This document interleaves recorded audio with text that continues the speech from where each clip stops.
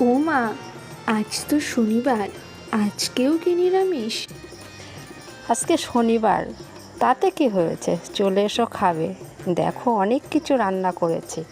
প্রথমেই আছে সাদা ভাত, লেবু, তারপরে আছে সঙ্গে আলু ভাজা, পটল ভাজা, শাক চচ্চড়ি, তারপরে আছে ভেন্ডি ভাজা, ইঁচড়ের তরকারি, তারপরে আছে ডাল, শেষ পাতে আছে চাটনি।